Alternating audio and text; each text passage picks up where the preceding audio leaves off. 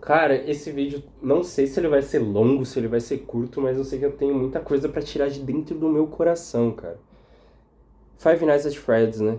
Um assunto diferente novamente, mas é uma franquia que eu acompanhei muito, que eu era muito fã, né? Criança, toda criança que vive essa era sabe como que é a sensação assistir Tazercraft, outros youtubers fazendo vídeo de Five Nights at Freddy's, e a gente tinha Waystation fazendo teoria, e era demais, cara. Foi uma época muito boa. Mas tem um ponto específico que eu acho que é o divisor de águas pra mim com relação a Five Nights at Freddy's, tá? Que é ali que eu acho que a franquia começou a se perder. Por mais que seja um dos meus jogos favoritos, Five Nights at Freddy's 4 se criou a maior problemática da história da franquia. Que é o que? Aquela maldita caixa do final do jogo. Por quê que é uma das maiores problemáticas? Porque foi aí que surgiu os mistérios sem resolução. Hoje, se você voltar a ver nas Threads 3, 2 e 1, não tem nenhum grande mistério deles que não se resolveu, que não tem resposta, a gente já não sabe as informações. Começa isso no 4, que é o quê? A gente tem uma caixa fechada com duas trancas, se eu não me engano, no final do game, e teoricamente tudo que está dentro daquela caixa é a resposta para os mistérios da franquia, e até hoje não se sabe o que tem naquela caixa. E aí a gente tem várias teorias. Uma teoria do pessoal, por exemplo, é que não tinha nada na caixa, que tipo assim, não foi pensado o que teria na caixa, que se criou aquela caixa lá para gerar burburinho e teorias e etc, mas não tinha algo concreto. Outra coisa, tipo assim, mudou várias vezes o que tem dentro dessa caixa. E hoje a gente não se sabe. Eu acho que é uma coisa que, pô, a gente vai morrer e não vai ter uma resposta concreta.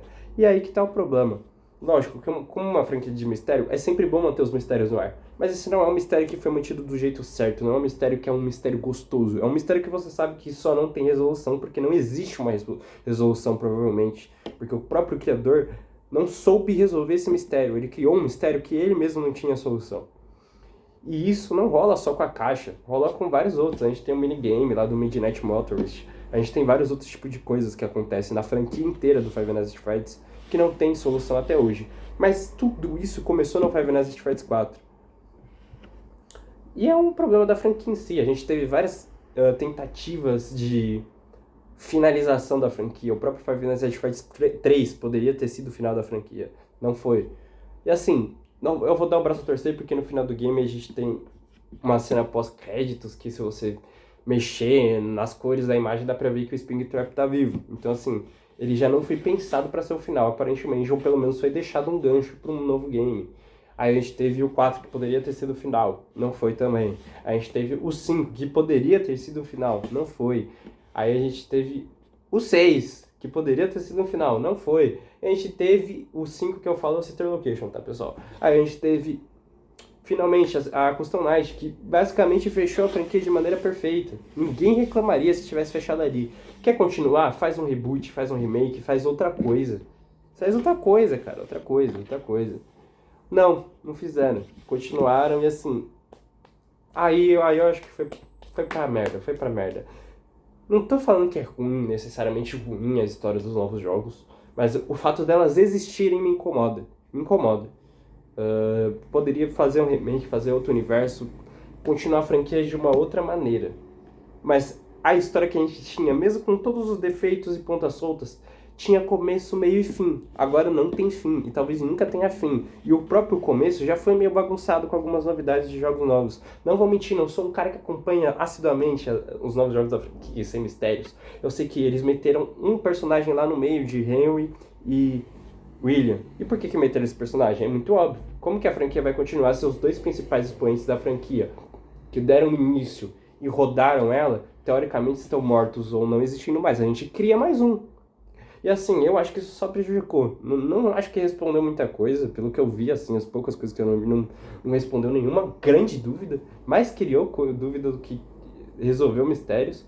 E é igual eu falei, não sou contra mistérios ficarem nos mistérios quando eles precisam e são criados para isso.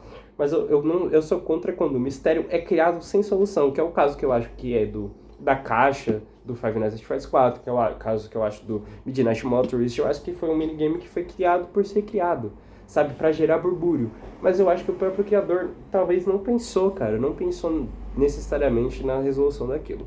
Posso estar enganado? Posso. Ele pode ter muito bem pensado e só não contado pra gente. E aí eu que tô sendo trouxa, tonto. Mas não acho, cara. Não acho. E eu acho que foi aí que a franquia começou a desandar pra mim, tá? Pra mim, você pode gostar, mas eu acho que sim. A partir do momento que eles criaram um mistério sem solução em Five Nights at Freddy's 4, que perdura até hoje, ali, eu quando criança, que eu era criança quando lançou esse jogo, é óbvio. Eu olhei aquilo e falei assim, quando lançou o próximo game, não tinha a resposta daquilo, e já tinha gente esquecendo daquilo, eu olhei e só falei assim, cara, não tá indo pra um caminho legal. E não é que eu tava certo, cara. Eu tava bem certo, pra falar bem a verdade pra vocês. É isso, tamo junto, é nóis.